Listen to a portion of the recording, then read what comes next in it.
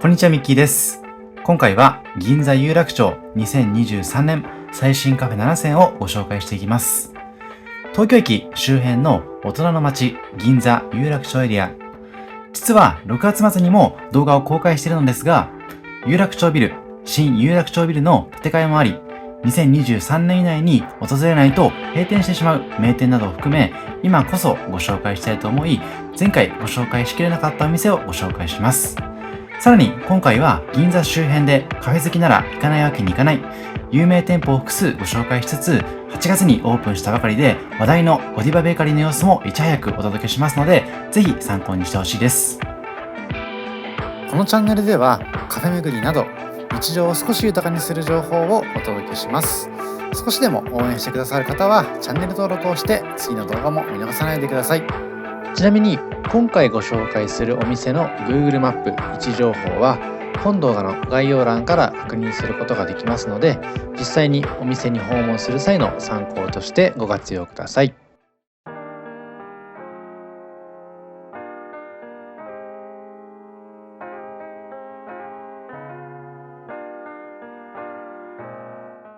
まずご紹介しますのは、食べログ喫茶店100名店2022にも選出されます有楽町の有名店浜の屋パーラー有楽町店でございます。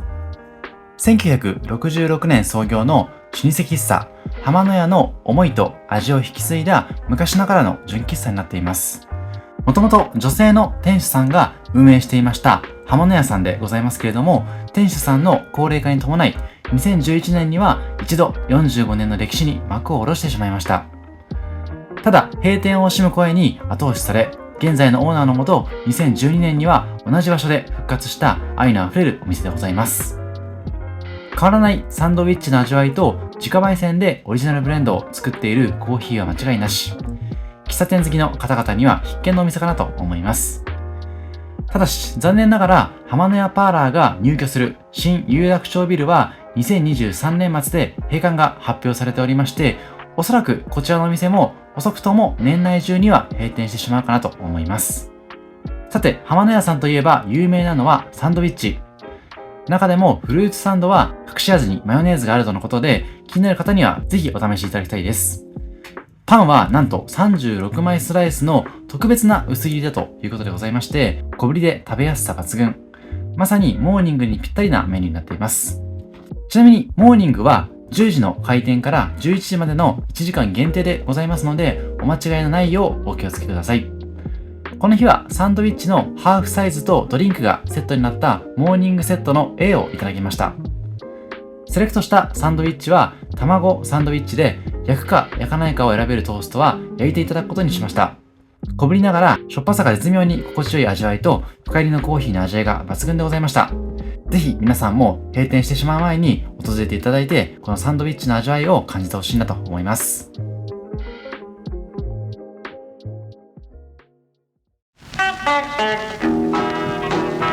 Have you ever met Miss Lindy? She's a gal with the bright red hair. Now she stands high from all the rest. You know her anywhere. Where she...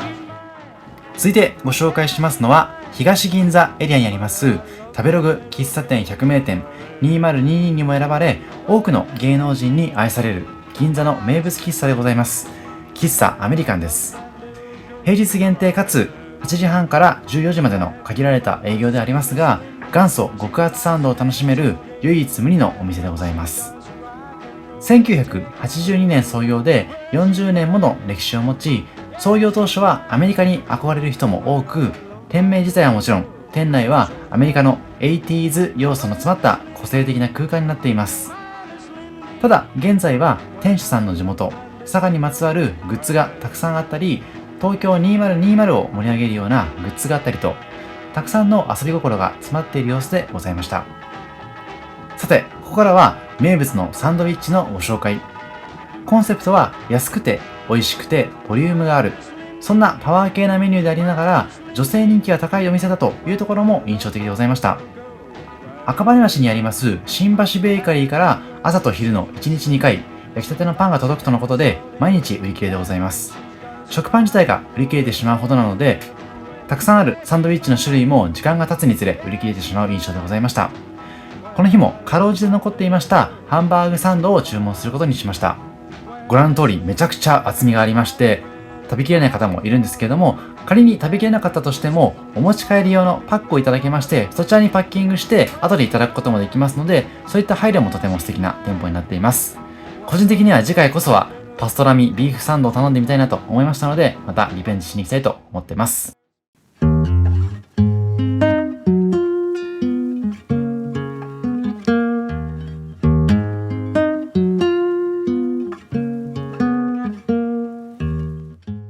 続いても有名な店のご紹介です。東京のオムライスで最も有名と言っても過言ではない老舗喫茶店、東銀座の喫茶ゆうさんでございます。こちらの店舗も食べログ喫茶店百名店2022にももちろん選出されています。歌舞伎町近くに店を構える1970年創業、53年の歴史を持つお店は若い女性を中心に絶大な人気を誇っています。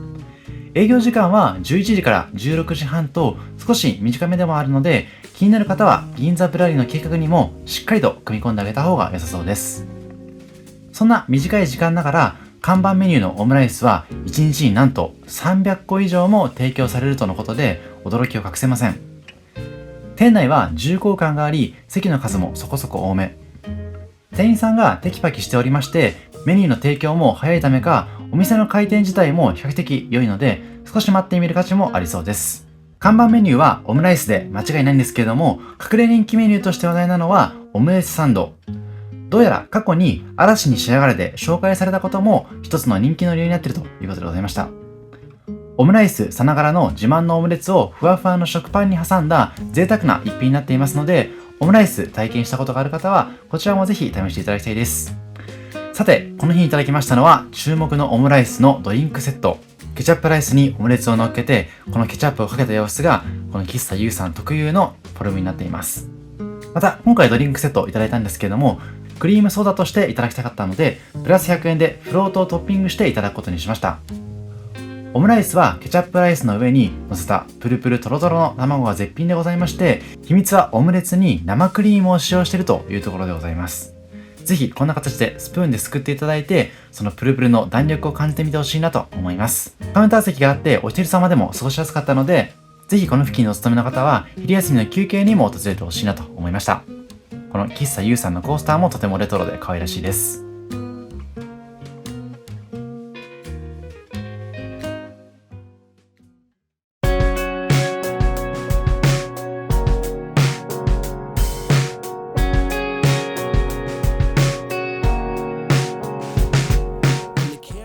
続いてご紹介しますのは、少しだけ場所を移しまして銀座駅の近くにあります日比カフェ銀座さんでございます。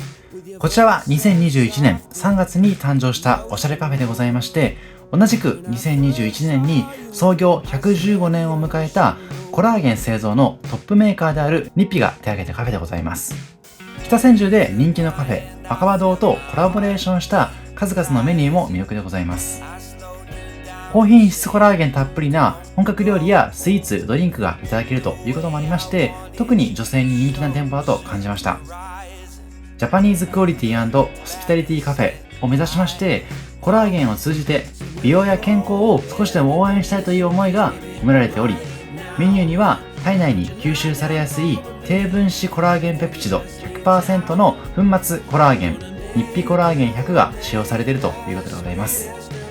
ランチには栄養バランスを考えたお肉やお魚御膳を中心に牛すじカレーやコラーゲンたっぷりの鍋などをいただくことができます。また今回訪れたようなカフェタイムにはコラーゲンを使用したマフィンやスコーンはもちろんのこと、週替わりのケーキもたくさんありましたので、こちらも飽きることなく楽しむことができそうです。こんな形でスイーツメニューは多数ございまして、店内のショーケース、店頭のショーケースからも選ぶことができますので、ぜひじっくり選んでいただいてお好みの一品を頼んでほしいと思いました。またドリンクとしましてはコーヒーメニューの他に紅茶もとても充実していましたし、 Wi-Fi の提供があったところも作業向けとしてお使いできるような、そんな店舗になっているかなと思いました。こちらは店頭で販売されています焼き菓子でございまして、マフィンもとても美味しいと評判でございますので、店内でいただく方はもちろんのこと、テイクアウトしてオフィスでいただくというのもおすすめかなと思いました。続いてこちらご紹介しますのは、店内のショーケースにございました数々のケーキでございます。チーズケーキ、キャラットケーキ、レモンタルト、ガトーショコラ、パウンドケーキにベークルチーズケーキと多数ございますので、ぜひお好みのものを注文してほしいです。その中、この日いただきましたのは、アメリカンチェリーとくるみのパウンドケーキのドリンクセット。ケーキもどれにしようかと悩んだんですけれども、その見た目のインパクトに惹かれまして注文しました。さらに今回セットドリンクいただいたんですけれども、100円をプラスすることでラテも注文可能だったので、抹茶ラテをいただくことにしました。ラテアートのクオリティも高いですので、ぜひとも注文してほしいです。そしてパウンドケーキの方ですけれども、まず驚いたのはパウンドケーキに乗った白のホイップクリーム。結構重い感じなのかなと思いましたけれども、意外にも甘ったるくなく不思議な味でございました。甘さ控えめの味わいが病みつきになりそうなケーキに感じられましたので、ぜひとも皆さんにも試していただきたいです。The grass is bound to raise a place. Now I watch her waste away. I knew we'll never be the same. And I could never live this way. 続いてご紹介しますのは、また東銀座に戻りまして、フロールズカフェ木の花さんでございます。こちらは1979年創業、ジョン・レノンとオノ・ヨーコ夫妻が訪れたことで有名な喫茶店でございます。なんとお二人が訪れたのはお店がオープンして4日目のことだったということでございまして、今でもお二人が直筆した便箋が飾られまして、多くのビートルズファンが聖地として訪れているということでございます。お店の自慢のメニューはコーヒーとカレー。オープン当時の時代背景としまして、コーヒーを入れるための器具がようやく普及してきまして、家庭でもやっとコーヒーが楽しめるようになってきました。一方で差別化を図るためか、コーヒー専門店としての自家焙煎のお店が増えてきたのもこの頃だということでございます。その中、木の花さんは焙煎所から1日おきにコーヒー豆を調達し、来たての豆でコーヒーを提供し続けています。来たてのこだわりはもちろんのこと、抽出も一杯一杯丁寧にハンドドリップで入れて、銅製のやかんで注ぐのが伝統だということでございます。コーヒー以外の注目メニューのカレーは、創業から20年経った頃にインド人青年直伝の本格スパイスカレーとして定着してきた一品でございます。店内にはレトロな喫茶店の雰囲気が漂っていまして、銀座の街の中ではあるんですけども、都会の喧騒を忘れてゆったりとできるようなそんな空間でございましたので、ぜひ隠れ家的にも利用いただきたいです。ちなみにこちらの銀座という土地柄のためか、常連の文化人の方々がその著者の中で取り上げることも多くて、木の花は銀座の文化や歴史に小さくない功績を残してきているかなということができます。今回の銀座特集の中では、特に女性におすすめなお店をご紹介してますけれども、こちらのお店も女性一人でも立ち寄ってくつろげる店作りを心がけているということでございますので、女性の方にも落ち着いて楽しめるようなそんな空間だったかなと思います。ただ結構大声でおしゃべりするようなイメージじゃなくて、ひっそりと小話をするような場所かなと思いますので、その辺はぜひ用途に応じて使い分けてほしいなと思います。それこそアメリカンさんなんかは結構賑やかにお話しした方がいいかなと個人的には思っています。そしてこちらがメニュー表でございますけれども、メニュー表にもたくさんこだわりが書かれていますので、ぜひじっくりと眺めていただきながら、スイーツはもちろんのこと、フードメニューもぜひ試してほしいなと思います。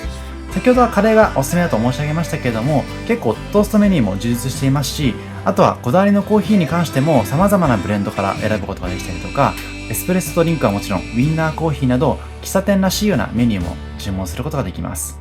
あとはこちらのグラスワインですね。グラスワインに関しましては、コーヒーを飲むようにリラックスできる健康志向のアルコールを厳選するという目的で選んでいまして、ワインジャーナリストの方がソムリエールを担当しています。グラスで赤3種類、白3種類、スパークリング1種類を用意していまして、ボトルも含めて常時約30種類も揃えていますので、ぜひともそういったものも試してほしいです。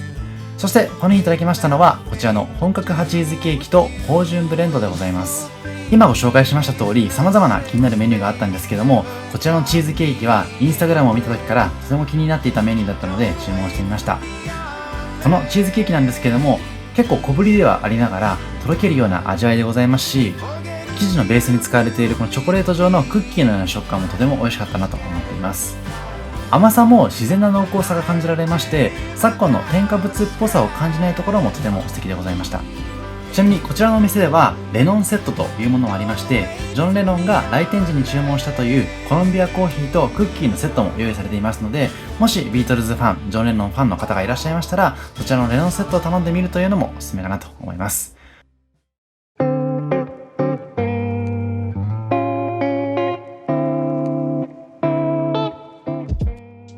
続いてご紹介しますのは、同じく東銀座からケンズコーヒー店さんでございます。こちらも個人的には女性におすすめなお店かなと思ってます。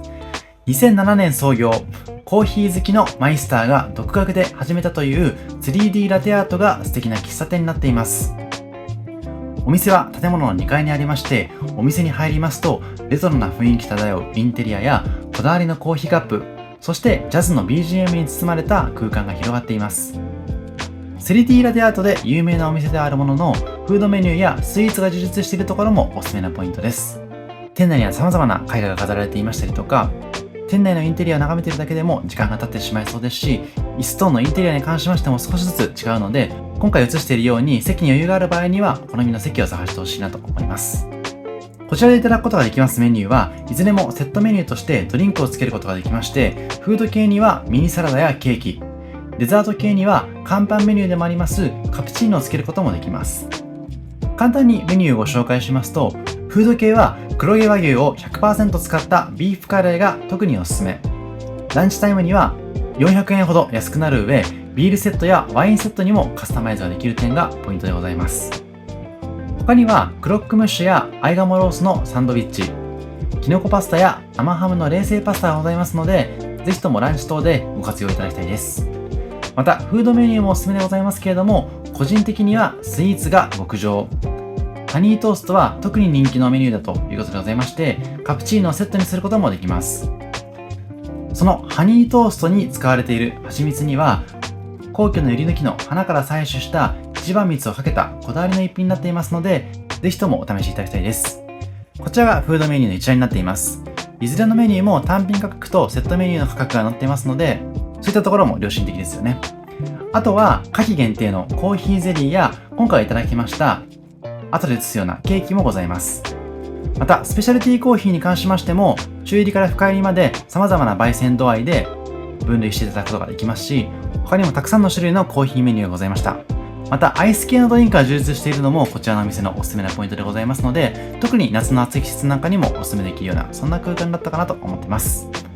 そしてこちら、この日いただきましたスペシャルショートケーキでございます。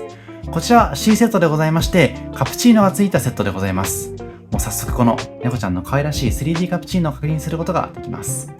おそらくカプチーノに関しましても、その時々で少しずつ表情の違った猫ちゃんを確認することができますので、お友達と訪れた際にはそういった比較もしていただくと2倍3倍楽しめるかなと思います。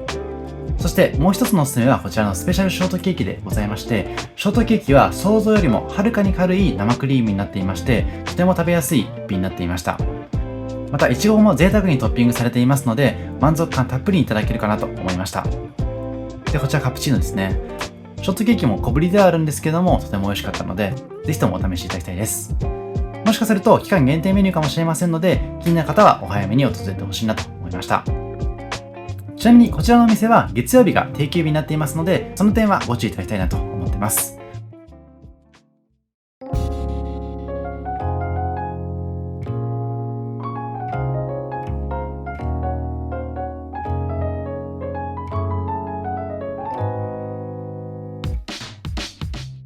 そして最後にご紹介しますのは、有楽町駅の近くにありますゴディバベーカリーゴディパンの本店でございます。